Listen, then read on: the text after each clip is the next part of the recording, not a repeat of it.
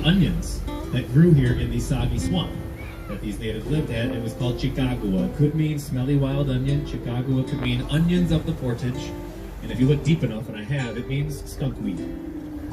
The natives who lived here ate the onions, so they named this location after them. It stands to reason. So welcome to stinky, smelly, oniony Chicago. They named the city here at Wolf Point in the Sauganash Hotel, August 5th, 1833, from Chicagua to Chicago. Oh yes, Wolf Point. Don't play no games. All right, guys and girls, pick it here to the right-hand side, please. A downtown favorite. This one broke the mold in 1983. This is 333 West Wacker Drive. Kind of like the beginnings of contextualism, right? The bend in the building here is mimicking, following the bend in the river. Blue and green glass, which mimic the green river and blue sky that it reflects. Now, the most important thing that you need to know about 333 West Wacker Drive, it served as Ferris Bueller's dad's office in the movie Ferris Bueller's Day Off, which, as you know, is the greatest film ever made in the history of cinema. Do not laugh at me. No, I'm being facetious. It's actually tied for first with the Blues Brothers. They know it, you know it, everyone knows it. Join me now, left-hand side, the aforementioned Merchandise Mart. I know you folks like Art Deco. It's so bold, it's so beautiful. Here it is, 1930, paid for by Marshall Field, designed by Graham Anderson Probst and White. The Merchandise Mart is one of the world's biggest buildings. The elegant setbacks on top, you'll remember, keeping with the zoning laws, reducing the mass of your structure for more sunlight. The heads that you see over your left-hand shoulder, a few of them have been removed for the construction there, but those are the princes of merchandise. Commissioned by Joseph P. Kennedy, Marshall Fields up there, Aaron Montgomery Ward, Huntington Hartford, Julius Rosenwald, Frank Woolworth is up there. Is Pat here? Where's Pat?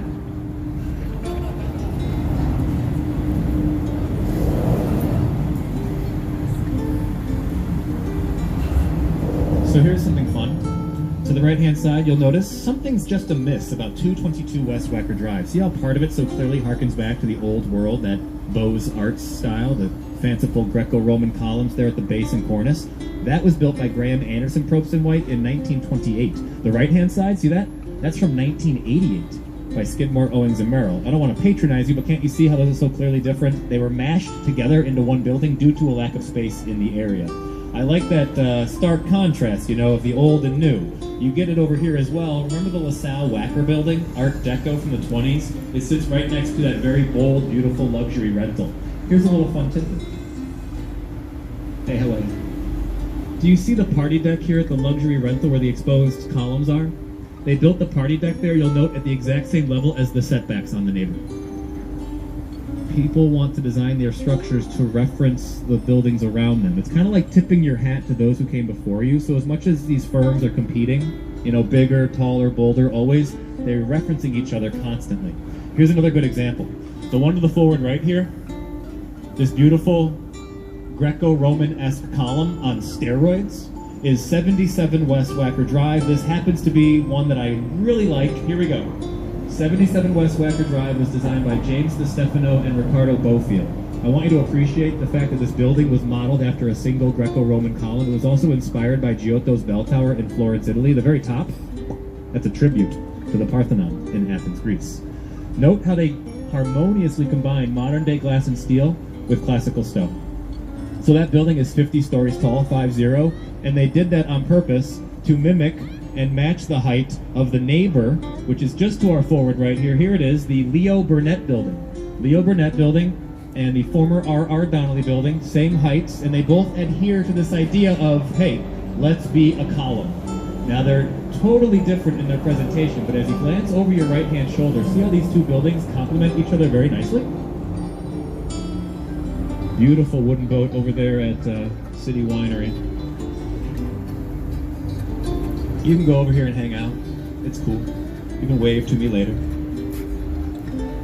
Now allow me please to bring you back to the old world. We'll talk about some of the more lovely structures from back in the day. See up in the sky to the forward right past the State Street sign? See the gold leaf up there that's trickling down the top of that green terracotta tower?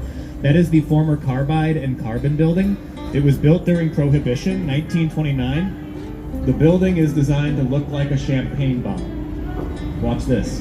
When you pop the bottle open, That's the top gold part. The champagne is the gold trickling down the building. Yeah, welcome to Chicago, a city which said no thank you to the Volstead Act. All right, guys and girls. Yeah, booze. All right, that one to the right. Watch out for the sun. The one with different shades of stone. I don't believe I did that one, no? The former Jewelers Building. Folks, do yourselves a favor. Go walk by the Jewelers Building. There to the hard right-hand side past the lights. They modeled the Jewelers Building to look like a 15th century Italian monastery. It was designed by Glaver and Dinkelberg, which you can say out loud. Glaver and Dinkelberg were known for building very majestic, beautiful structures. The sun is kind of bright just now, but if you wish to glance over your right-hand shoulder, folks, go see the former Jewelers Building. You may want to walk along Upper Wacker to go see it as you enter into the Riverwalk. Excellent stuff. And here it is, for your viewing pleasure, truly iconic, everyone's favorite, the Wrigley Building. To the forward, white glazed terracotta, 6 different shades of it, built in the 1920s. There are 250,000 white glazed terracotta tiles on the Wrigley Building. The tiles have a number on the back of them. They're in a database and are cleaned and or replaced over time. Think Beaux-Arts, think Chicago style, the fanciful decorative base of the building, the fanciful decorative cornice. When you see that tripartite configuration, yeah, known as the Chicago School. Of course it's a Beaux-Arts building. It reminds you of French Renaissance and Spanish Revivalism type things, but Chicago style. The base, the shaft, the cornice. Can I show you a quick example of this? We saw this building earlier. Remember the London House here to the right? See how it has that fanciful decorative lower level? Jump to the top, decorative and fanciful yet again. Y'all with that? Chicago style, tripartite configuration. Here we are, Michigan Avenue, the old shoreline of the lake. Why do we call this bridge the Du Sable Bridge? He was Chicago's first non-native resident.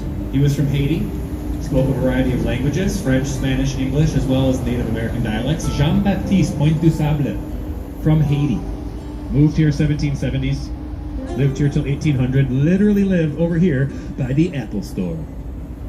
I have a Samsung 5S, so whatever. Literally irrelevant.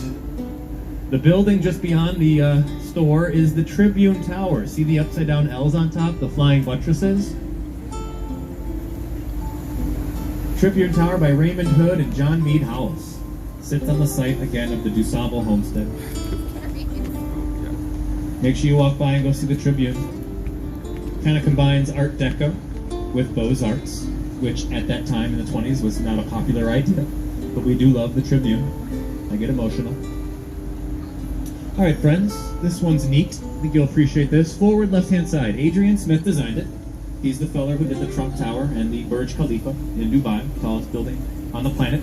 Here, though, NBC5, 1989. What style does it remind you of? It's a modern take on Art Deco, right? Verticality, slender windows, geometric in shape, the elegant setbacks. What building in Manhattan does it remind you of? Yeah, 30 Rock. Raymond Hood's RCA Tower. And approaching Columbus here, we'll go out past this bridge and out past Lakeshore Drive. You'll get a beautiful look at the lake, a lovely shot of the Chicago skyline. But just now, please to appreciate that shift in temperature. Yeah, hey, how about right? And then dump into the lake. And so too did the toxins, pollutants, the waste material, the things that caught fire in 1871. This was a problem throughout the 1800s, like literally decades, okay? Hundreds of people died from waterborne illnesses. Some years it was so bad, over 1,000 folks a year would perish. A serious problem. They couldn't solve it. Very sad. Kind of hard to wrap your mind around that today, but they tried different things. They dug canals.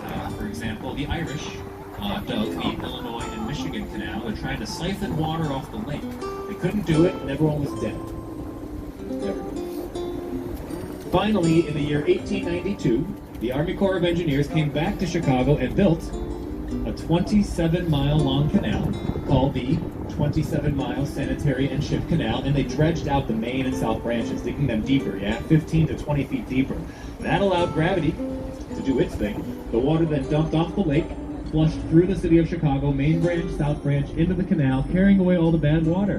Gone forever, leaving delicious, clean drinking water on beautiful Lake Michigan. Sounds great, right? Way to go, Chicago. You're the best. No one can stop you now. Where does the water go, David? It flows into the Illinois and Des Plaines rivers, then goes into the Mississippi River, eventually down to the Gulf of Mexico in New Orleans. Long before that, though, what major Midwestern city does it go right through? I heard it, yeah, St. Louis. The STL. They were none too pleased. In 1903, they sued Chicago. Like, thanks for nothing, jerks. Then Chicago